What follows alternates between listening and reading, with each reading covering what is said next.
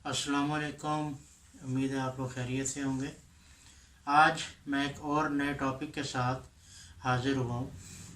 आज का मेरा टॉपिक है the jobs that will disappear in next 10 years। ये बड़ा इम्पोर्टेंट टॉपिक है और ये एक बड़ा डिमांडिंग टॉपिक भी है, और बहुत से लोगों ने मुझे प्राइवेटली रिक्वेस्ट भी की थी कि इस टॉपिक पर आप बात करें। तो इस टॉपिक पर बात करने से पहले मैं तमाम लोगों से रिक्वेस्ट करूंगा कि चैनल को सब्सक्राइब करें और वीडियो को ज़्यादा से ज़्यादा लोगों को शेयर करें, क्योंकि आज जिस टॉपिक पर मैं बात करने जा रहा हूँ ये बहुत इम्पोर्टेंट टॉपिक है और ये आने वाले वक्त की बहुत बड़ी ज़रूरत भी है। क्योंकि अगर आपको इस बात का नॉलेज होगा कि हमारा आने वाला मोस्ट इम्पॉर्टेंट कैरियर, जो कि अब आज तो इम्पॉर्टेंट है लेकिन कल को वो डिसअपीयर हो जाएगा, तो उससे काफ़ी सारे लोगों का वक्त भी बच जाएगा और बहुत बड़े नुकसान से लोग बच भी जाएंगे। तो शुरू करते हैं जी। आने वाले वक्त का जो सबसे पहला कैरियर जो आने वाले 10 सालों में डिसअपीयर हो जाएगा वो है पेट्रोलियम इंडस्ट्री। जैसे कि आज की जो दुनिया है वो रिन्यूएबल एनर्जी सिस्टम्स की तरफ बढ़ रही है, जैसे कि for example wind energy, solar energy, waves energy. तो उसकी बेस के ऊपर आपकी जितनी भी इलेक्ट्रिसिटी जनरेशन है वो पहले तो तेल के ऊपर जनरेट होती थी, जिस तरह की केरोसिन ऑयल है या पेट्रोलियम इंडस्ट्री के ऊपर काफ़ी ज़्यादा इलेक्ट्रिसिटी जनरेशन होती थी। तो वो जनरेशन भी कम हो, जो है पेट्रोलियम इंडस्ट्री से कम हो के रिन्यूएबल एनर्जी सिस्टम्स की तरफ बढ़ जाएगी। दूसरी चीज़ ये है कि अब जो मैक्सिमम पावर प्लांट्स हैं दुनिया में, अगर आप देखें, वो पेट्रोल से शिफ्ट होकर गैस की तरफ शिफ्ट हो रहे हैं, क्योंकि गैस सस्ती पड़ती है और एक बेहतर रिसोर्स भी है। तो इस वजह से आपके जो मैक्सिमम एनर्जी जो रिसोर्सेज हैं, ख़ास तौर पे जो पेट्रोलियम प्रोडक्ट्स हैं, उनकी मसनूआत में एक बहुत बड़ी कमी होगी और उसके नतीजे में उसकी इंडस्ट्री काफ़ी बुरी तरह अफेक्ट होगी और डाई हो जाएगी। और दूसरे नंबर पे मैं समझता हूँ जो मोस्ट इम्पॉर्टेंट इंडस्ट्री जो डाई होने जा रही है वो है पेपर इंडस्ट्री। अच्छा, पेपर इंडस्ट्री बहुत बड़ी इंडस्ट्री है जिसमें बहुत सारी चीज़ें आ जाती हैं। फॉर एग्जांपल आपका पेपर जिस पे आप लिखते हैं उससे रिलेटेड ज़ाहिर है आपका पेन, आपका पेंसिल, आपकी रबर एंड सो ऑन। तो उसके नतीजे में ये वाली जो इंडस्ट्री है ये भी डाई हो जाएगी, क्योंकि आने वाले वक्तों में आपके मैक्सिमम एग्ज़ाम्स, मैक्सिमम जो सर्टिफिकेट्स हैं वो कंप्यूटर बेस्ड हो जाएंगे। आज भी अगर आप देखें, जैसे बहुत सारे जो मेजर इंटरनेशनल सर्टिफिकेट्स हैं, जैसे कि पीएमपी का सर्टिफिकेट है, सिस्को का सर्टिफिकेट्स हैं, हवावे के सर्टिफिकेट्स हैं, तो वो मैक्सिमम अगर आप देखें तो वो कंप्यूटराइज सर्टिफिकेट्स हैं जिनका आपको एक सर्टिफिकेट नंबर दिया जाता है और आप उसको ऑनलाइन सर्च कर सकते हैं। तो इस तरीके से दूसरी इंडस्ट्री जो पेपर इंडस्ट्री है वो भी वैनिश हो जाएगी नेक्स्ट 10 years में। तीसरे नंबर पे लेबर क्लास काफ़ी हद तक दुनिया में ख़त्म हो जाएंगी या वैनिश हो जाएंगे। उसकी वजह ये होती है कि लेबर को अब रिप्लेस करेंगी आपको रोबोट्स, क्योंकि जो काम एक छोटा सी चीज़ करने के लिए आप 10 लेबर्स हायर करते हैं, वही 10 बंदों के इक्वलेंट काम एक रोबोट कर सकेगा।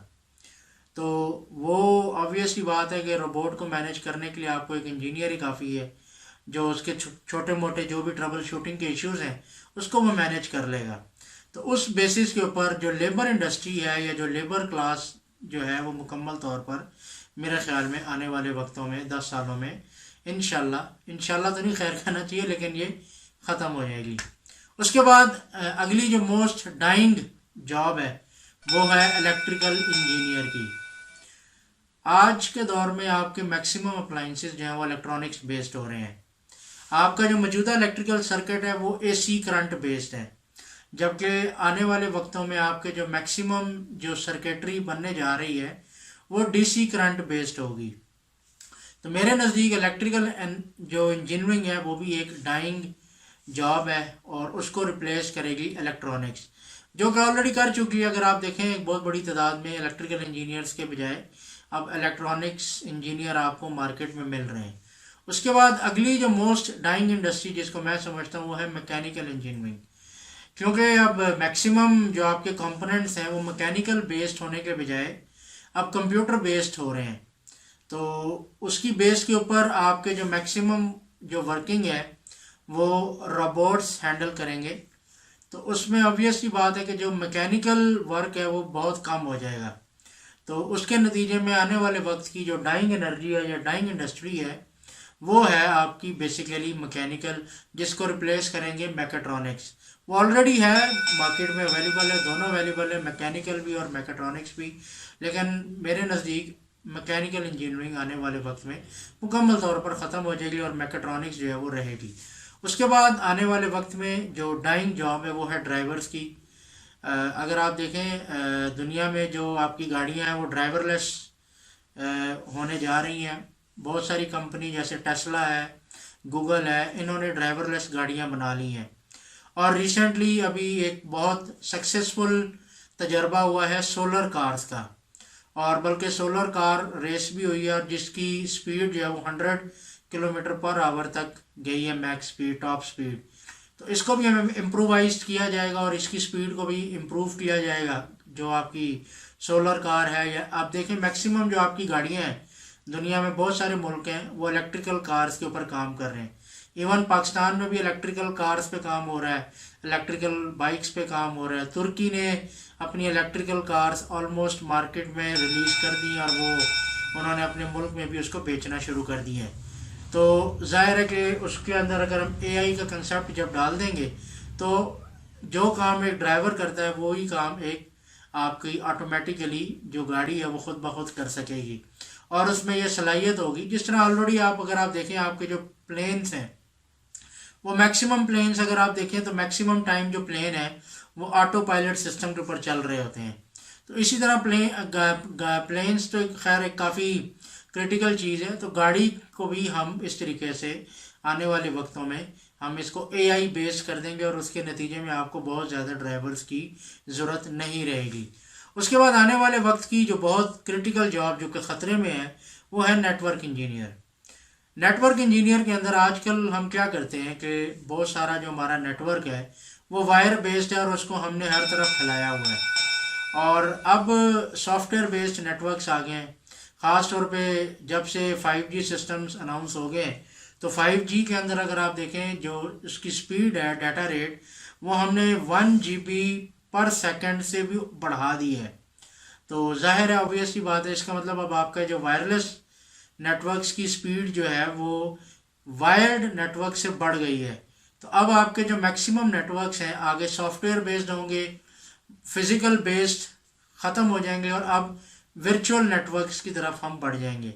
तो उसमें ऑब्वियस सी बात है बहुत ज़्यादा नेटवर्क इंजीनियर्स की ज़रूरत नहीं रहेगी, बल्कि एक छोटा सा सॉफ्टवेयर इंजीनियर भी जो है वो उसका कोड बेहतरीन तरीके से लिख सकता है। तो उसमें भी अगर आप देखेंगे फ्यूचर में नेटवर्क इंजीनियर की भी बहुत ज़्यादा ज़रूरत नहीं रहेगी।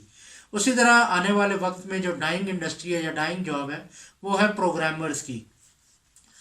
ठीक है, अब प्रोग्रामर्स क्या, और अच्छा इसके अंदर मैं थोड़ा सा फ़र्क करना चाहूँगा, कुछ लोग कंफ्यूज हो रहे होंगे।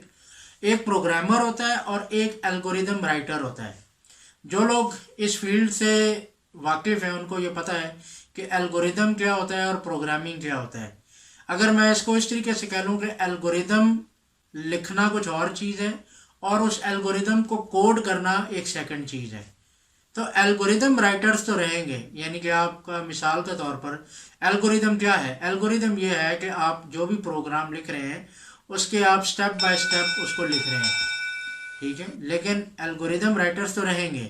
प्रोग्रामर क्या होता है या कोडर क्या करता है? उसी एल्गोरिदम को कोड्स की फॉर्म में कन्वर्ट कर देता है, जो कि हर लैंग्वेज की डिफरेंट होती है और हर लैंग्वेज का अपना एक सिंटैक्स होता है। तो वो जो सिंटैक्स है वो मेरा ख्याल है कि आने वाले वक्तों में उसको एक रोबोट भी लिख सकेगा, बहुत एफिशिएंटली लिख सकेगा, बल्कि इवन ह्यूमन बीइंग से ज़्यादा एफिशिएंटली लिख सकेगा। तो मेरा नज़दीक प्रोग्रामर या कोडर, मैं इसको कोडर ज़्यादा बेहतर वर्ड है, उसकी जॉब भी आने वाले वक्तों में ख़त्म हो जाएगी और आपके पास सिर्फ एल्गोरिदम राइटर रह जाएंगे जो बेसिकली किसी भी प्रोग्राम का एल्गोरिदम या स्टेप बाय स्टेप उसका एक प्रोसीजर लिख देंगे। बाकी जो कोडिंग है वो आपके ये रोबोट्स भी कर सकेंगे। उसके बाद आने वाले वक्तों में जो जॉब वैनिशिंग है वो है सोल्जर्स की। उसकी वजह ये है कि आने वाला वक्त अगेन, जैसे मैं काफ़ी टाइम से ये बात कर रहा हूँ कि रोबोटिक्स का दौर है। आपकी डिफेंस इंडस्ट्री में सबसे बड़ी इन्वेस्टमेंट जो है वो रोबोटिक्स की तरफ होगी। इवन अगर आप एडवांस कंट्रीज या डेवलप्ड कंट्रीज़ में देखें, जिस तरह अमेरिका है या रशिया है, वहाँ पर अगर आप गौर कीजिएगा बहुत ज़्यादा आपका जो डिफेंस है वो अब ड्रोन्स बेस्ड हो गया है। आने वाले वक्तों में अब आपकी जो जंगें हैं वो इंसान नहीं लड़ेंगे, वो रोबोट्स लड़ेंगे। आने वाले वक्तों में टैंक्स ह्यूमन कंट्रोल्ड नहीं होंगे बल्कि रोबोटिक कंट्रोल्स होंगे। तो ऑब्वियस ही बात है कि उस सूरत में अब आपको ह्यूमन सोल्जर्स की ज़रूरत नहीं रहेगी बल्कि रोबोटिक सिस्टम्स की ज़्यादा ज़रूरत रहेगी। तो जिनके पास ज़्यादा एडवांस्ड रोबोटिक सिस्टम्स होगा वही आने वाले वक्त की पावर होगी और ताकत होगी। तो मेरे नज़दीक ये 9 कैरियर्स थे जिनको मैं ये समझ रहा हूँ कि जो कि आने वाले वक्त में एक डाइंग जॉब्स हैं या डाइंग कैरियर्स हैं। तो इसके बारे में मैंने काफ़ी ज़्यादा रिसर्च की और काफ़ी ज़्यादा ढूंढा, और ये रिसर्च मेरी अपनी ज़ाती रिसर्च है। इसमें मैंने बहुत ज़्यादा इंटरनेट से या बाकी जगहों से बहुत माइनर सी हेल्प ली है। तो मैंने इस पर काफ़ी रिसर्च करने के बाद ये 9 कैरियर्स मैंने जो है ना पॉइंट आउट किए हैं। अगर आपके नज़दीक ये समझते हैं कि कोई और भी ऐसा कैरियर है जिसको मैं मिस कर गया हूँ कि ये कैरियर भी पॉसिबली आने वाले वक्त में डाइंग कैरियर हो, तो आप प्लीज़ मुझे कमेंट बॉक्स में उसको मेंशन कीजिएगा। और वीडियो को ज़्यादा से ज़्यादा देखें, ज़्यादा से ज़्यादा शेयर करें, लाइक करें और चैनल को सब्सक्राइब करें और इस वीडियो को मैक्सिमम लोगों को शेयर करें ताकि उनका भी फ़ायदा हो। अगर किसी का फ़ायदा होता है और नुकसान से वो बच जाता है तो हमें उसको मैक्सिमम लोगों को शेयर करना चाहिए। तो आज के लिए इतना ही। बहुत शुक्रिया। अल्लाह हाफिज़। Thank you.